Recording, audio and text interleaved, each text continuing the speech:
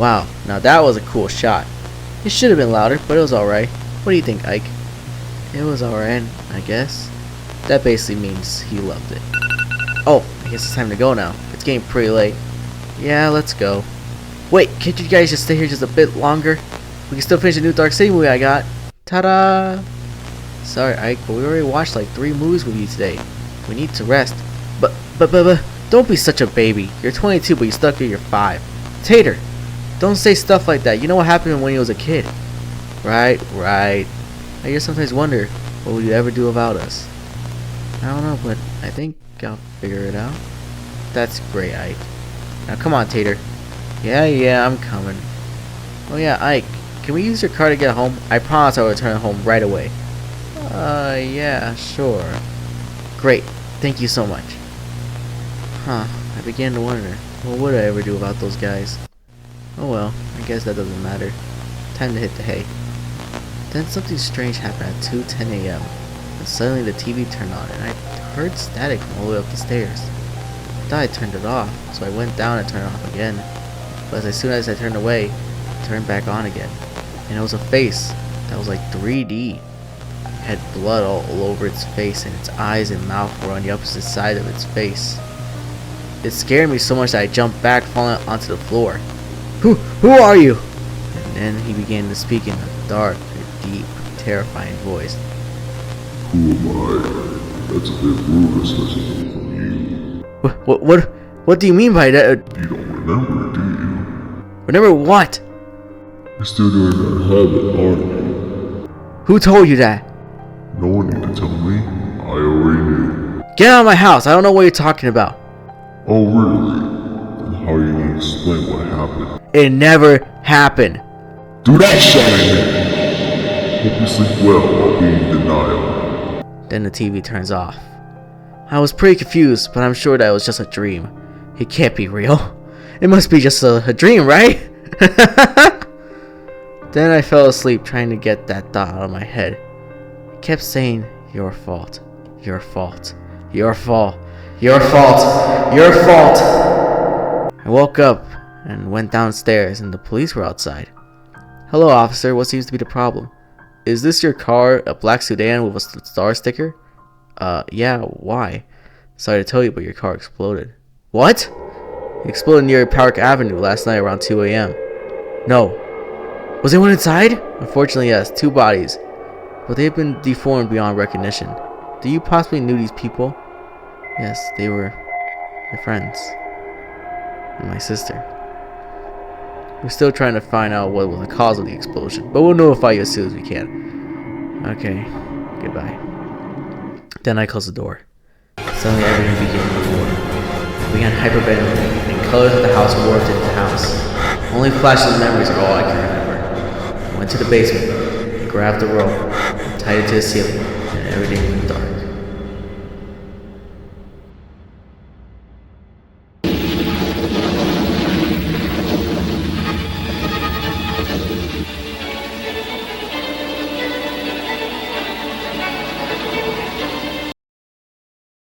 Wow, now that was a cool shot. It should have been louder, but it was alright. What do you think, Ike? Suddenly, I was back again. I began to wonder, what if this wasn't a dream? What if this was really happening? What do I do? I quickly ran up the stairs into the bathroom as they began to scream my name. I looked hard in the mirror and washed my face with water. My mind began rushing with theories of what was going on. Am I in a nightmare? Is this a trick? Or maybe even like a sick joke? Hey Ike, you alright in there? Yeah, come on, man. We don't have all day. Ow. Yeah, I'm fine. I'll come out soon. What do I do? I know I must stop them at all costs of leaving, or else they'll die. I stepped out of the bathroom and said, okay, who wants to... Oh, it's time to go. Sorry, Ike, but we gotta head home. It's getting pretty... Wait! Please don't go. Wow, you're not kidding. He is a bit kooky. Tater! Don't say that. You know what happened to him when he was a kid. That doesn't matter. For your safety, I will not let you get beyond this door. Ike, move now. No! Why, Ike? I couldn't speak. I was silent. It doesn't matter why. He's just one big baby. This isn't funny. Ike now moves. Never! Then he punches me in the face. Ike! Come on, let's move. It's no wonder why he has almost no friends. What will you ever do about us? No! They close the door, and I try opening the door, but it won't open again. And when I look out the window, all I see is darkness. I can't let them die. No, no, no! What do I do? Wait, maybe if I don't listen to him and stay in bed, he won't be able to hurt me. So I waited until 2:10 a.m. and stayed in bed. Then I heard a static, and instead of turning it off, I left it on. About 5 minutes later, suddenly I heard a terrible, loud, terrifying scream for 10 minutes. Then the TV said, You are much more devout than I thought. You can't even stand in front of me. How sad. You always do this. It really is a shame. Then he leaves, and I continue to sleep, and I wait by the front door. I realized that there was no police officer ringing my doorbell. Yes, I finally did it! I saved my friends, and I can wake up and hear that it's all over. That was until I heard. No, no, that's impossible. I quickly run over to the door and open it. Hello, officer. What seems to be the problem? Is this your car, a black sedan with a star sticker? Yes. Sorry to tell you, but your car exploded. Exploded near Park Avenue last night around 2 a.m. Sir? I couldn't believe what I was hearing. It wasn't the weird guy on the TV. My friends are still dead. I began having a panic attack, and flashes come on again. But this time, I grabbed the police officer's gun and pointed at my head, and everything went to black.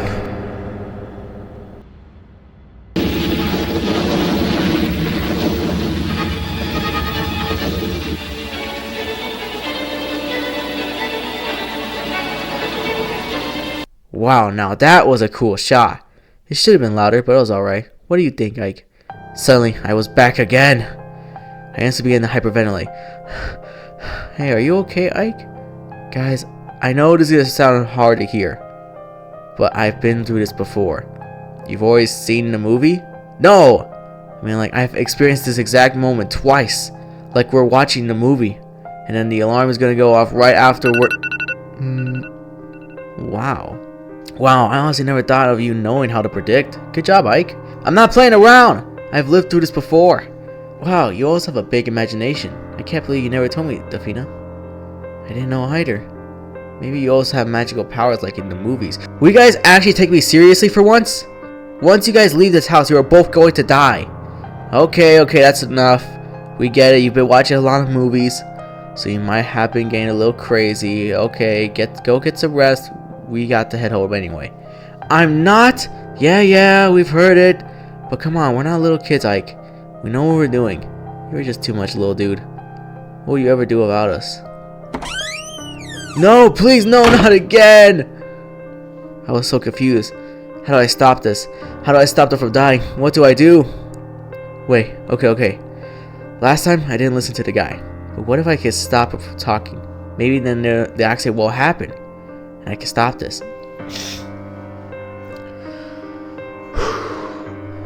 So I waited until 2:10 a.m. in the living room and waited for him. I dozed off a bit when suddenly static came on, and then the face was back. Oh, you finally showed up. You know your little habit now. Yes, I do, and I demand you to leave now. Are you trying to give me commands? Get out now. Oh my, your friends are right. You are too much. Do you really think I'm scared of you? Do you really think you are invincible? Last chance. Leave now and never come back. You know I didn't cause the accident. Why are you blaming me? As a matter of fact, I should blame myself. All of this. That's enough! I ran over to the TV and turned it off and walked away.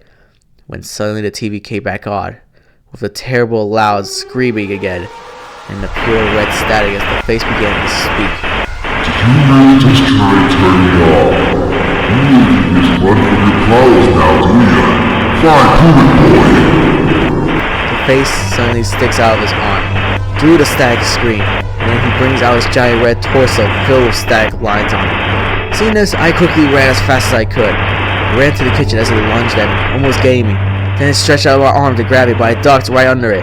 Then I quickly ran to the basement and found a rope from my flashes of memory. The boss's face quickly began smashing its head into the basement door, and I knew it was going to break at any second. I quickly set up a trap using the rope, and as soon as it broke in, I jumped on it and began strangling it until he ran out of air and fell to the ground. I finally won. It was over. I was finally free! Then I began walking up the basement stairs when I heard laughter. Oh, you do really think it's over? Do you already think it's over? Why am I saying that? All of you do once you get here. But oh, trust me, this is only the beginning. He suddenly materialized like a ghost. I was scared now. What did he mean? Well, it's only the beginning. Is there something more out here that I don't know? No!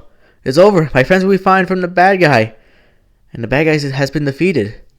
I fell asleep almost peacefully until I woke up and heard that sound. No. Not again! I opened the door and see the same officer and asked me the same questions. I quickly shut the door on him and began having a meltdown. Oh my god, what is this? Is this my hell? How do I escape? Can I escape? Why did I do that habit? The world suddenly began to warp again. I tried to resist, but I couldn't. There was so much regret and sorrow inside me. I couldn't control it. I got onto the balcony, and everything went dark again.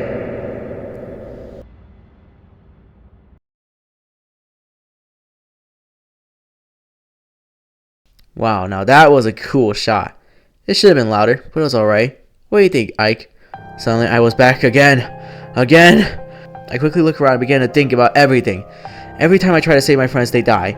If this is truly hell or my damnation or whatever it is, I can't die. I must stop them at all costs of leaving this house. I quickly ran up the stairs to the balcony, and the defeated trainer ran up to me, trying to see what's going on. Ike, what are you doing? Yeah, Ike. Trust me, I'm doing this for you. I stand on the balcony, and they both began screaming, "Don't do it, we're sorry." But it was muted out as flashes of falling ran towards my mind. Then everything goes dark. But it didn't work. I still came back to the same spot, to the same quote, to the same words, to the same alarm. Well, it's getting late, we better get going. No! I won't let you go! Come on, Ike, we get it, you're joking. If you're all gonna go down, then I'm gonna go down too. Ike, what do you mean? I quickly locked the door and got my gasoline from the basement and put it in the kitchen. Ike, what the fuck are you doing? Ending this hell. Don't forget, guys, I'm doing this all for you. Then I lit the match, and it fell on the gasoline, burning the entire house in seconds. And in the last flashes, I could see traitors at the fetus, distorted, melting face. And I got a sick twist, swiftly at the door.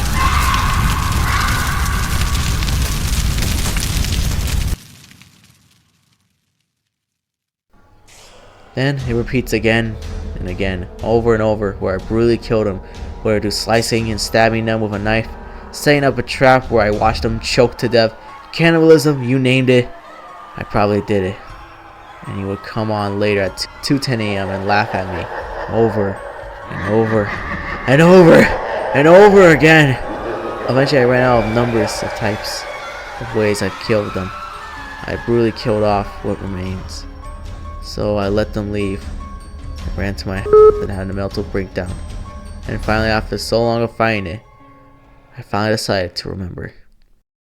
When I was 12 years old, my parents were murdered through a car accident because I was trying to touch the wheel of the car, which made them weave into traffic. And from that point, I have always blamed God for it, to what happened that day, which has become a habit eventually, of blaming everything else around me for my life being terrible. Because if He was truly there, He would have never let that happen. Somehow I survived, and grown up with my sister. Eventually I was too afraid ever to be my own, so much so that I would always try to get the approval of my sister, so I wouldn't be alone. In the end, that's how my sister started dating that dirt traitor. I don't even know why he has that name. Traitor or tracker, whatever. I've hated him for so long, for the way he treats me and bullies me constantly, and yet my sister loves that jerk.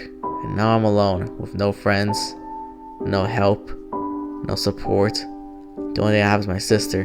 But now when I think about it, I've hated the decisions she has made in her life. That's when I realized I finally let it go. I dropped to the ground and prayed, begging for help to escape this hell.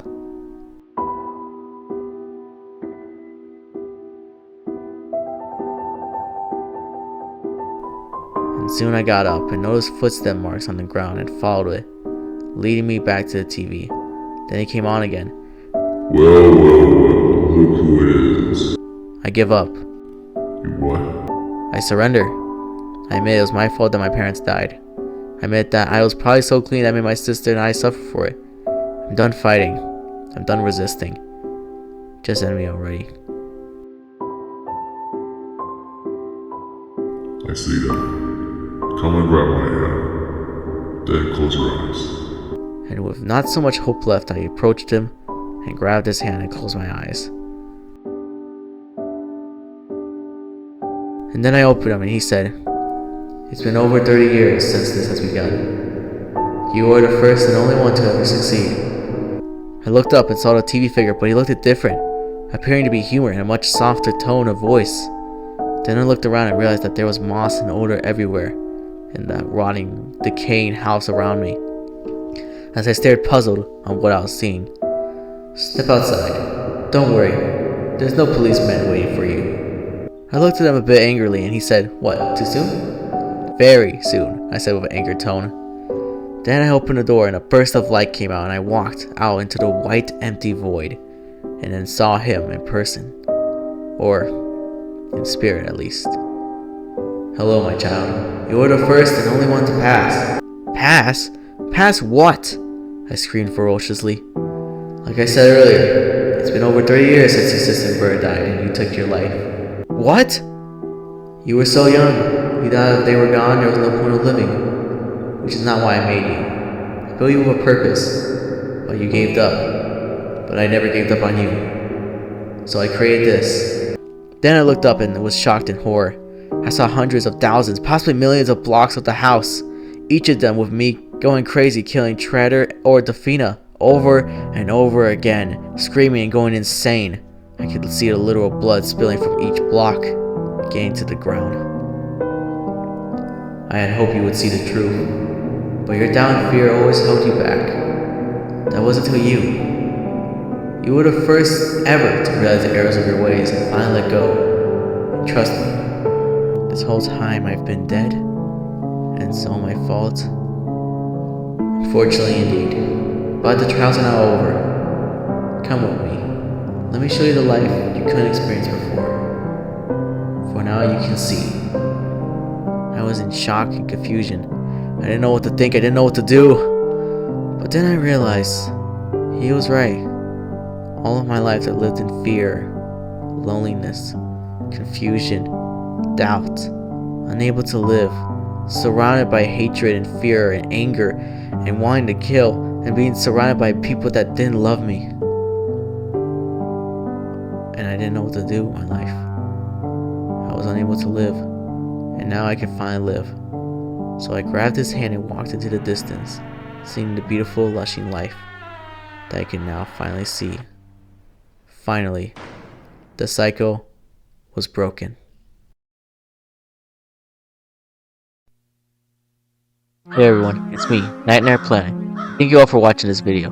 It's been in the making for a really long time. A lot of changes and developments have happened since the last time I uploaded. Mainly with the Strange Man in Blue, which is officially out. However, I will be completely honest and say this. The audio quality isn't perfect. I tried for a really long time to fix the audio, but it never fully turned out the way I wanted it to be. But it's still a good video, so check it out in the link below, and tell me what you think about it. So I hope you all enjoyed this creepypasta. It felt great finishing this creepypasta, which has been in the works for about 3 to 4 months. There will be more creepy, terrifying content coming in the future, and I will still continue the commentary series, mainly for clarifications of specific words, but the main focus of Nightmare Planet is to provide terrifying and scary content for you guys. Until then, share this creepypasta with friends when you feel like you're trapped in an endless cycle and can never escape. Just to make sure you're actually talking to the right people who are going to help you though. Like and subscribe for more terrifying, incredible content. It'll help the channel a lot and bring more support and better quality videos.